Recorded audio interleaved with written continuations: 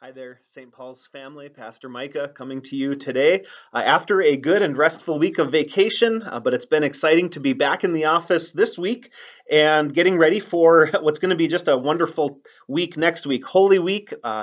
Looking forward to a lot of different events and activities surrounding Easter and leading up to Easter there too. And I want to share with you some of those things that we have coming up. But before I do that, here in a few minutes. The council, church council here at St. Paul's, met last Wednesday and made a number of updates to our COVID-related policies and practices here at St. Paul's. And so I wanted to share those with you here today also. The first one you maybe heard about already. If you were here on Sunday or if you tuned in on our live stream, we announced that starting this coming Sunday, March 28th, we're going to start singing just two congregational songs at that 8:30 service. So we haven't been doing really any congregational singing at that first service, but we're going to start doing that here starting this coming Sunday on Palm Sunday.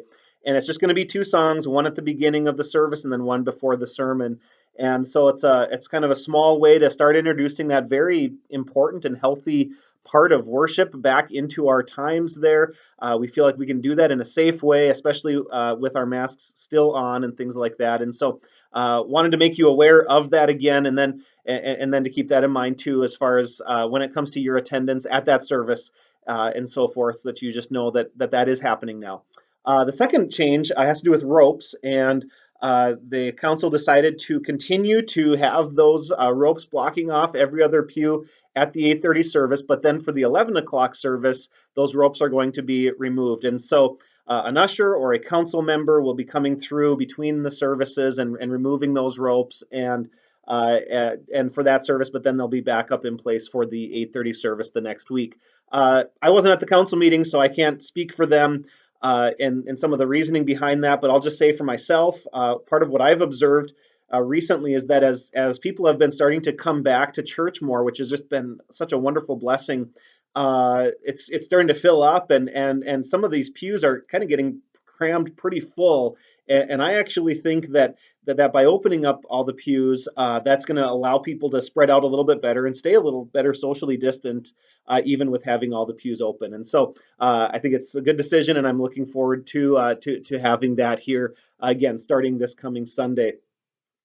Then the third change has to do with masks, and we're going to continue to have masks in use here at St. Paul's for all of our activities, including that first service, with the exception of the second service. So moving forward, starting this Sunday, for the second service, the 11 a.m. service, masks are not required anymore. And that's kind of, again, an important decision, and so we want you to be aware of that. The council has clearly spelled out that they just encourage us to take into consideration any civil requirements that may be in place. And so if, for example, the city of Fargo reinstates their mask requirement at some point, then that's something the council is just asking you to be aware of and cognizant of, but that masks are no longer required at that second service. And I guess I would just encourage you to consider that idea of being aware and cognizant and respectful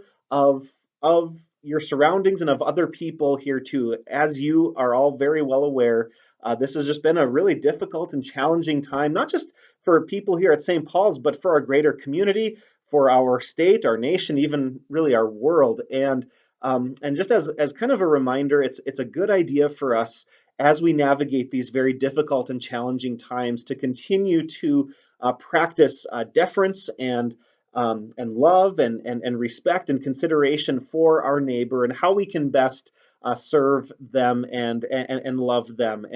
And so I want to encourage you with that, and to just always be looking to how I can serve and love the other. And that's just a good and healthy practice for us all the time, but I think especially in these difficult times when there are so many different opinions and ideas, beliefs out there right now regarding not just masks, but lots of other things too, as it relates to COVID. And so that's that. If you have any questions or any concerns, any frustrations, I encourage you, please reach out to me, but even probably better, reach out to council members and talk with them hear from them where they're coming from, and let them hear from you where you're coming from, and keep that dialogue going, because they're trying to make decisions prayerfully and in the best interest of our congregation.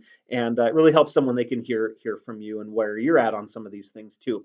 Wanted, like I said, just mention a little bit about Holy Week coming up. This Sunday is Palm Sunday. We are going to have services at 8:30 and 11 with Sunday school in between. We're going to have a guest here too from the AFLC Youth Ministries Department to share a greeting at both services, and I'm looking forward to that. And then next Thursday night at 6:30, we have our Maundy Thursday drama. We didn't have that last year, and so we're bringing that back, and we're going to do so in a way that is socially distant up there for those that are going to be presenting that drama. I'm excited for that. We're going to serve communion in our pews like we have been for the last year. However, we are also going to offer communion to families after the service if they would prefer to do so at the altar. And so you're going to hear more about that here in the days to come. We'll send out some instructions, and just to give you an idea of a visual of what that's going to look like. But if you would prefer to have communion at the altar on Maundy Thursday, we're going to make that available to you after the Maundy Thursday service. And so just keep that in mind as you consider your schedule for next week.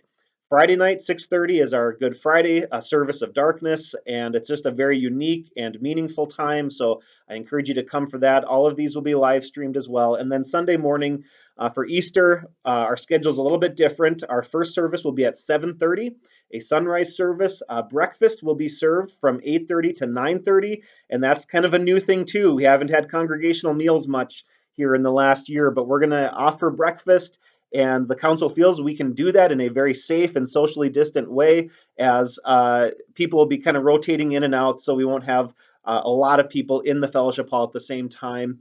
And so we're looking forward to that. And then our second service that morning will be at 10 a.m. So Easter services at 7:30 and 10 with breakfast in between.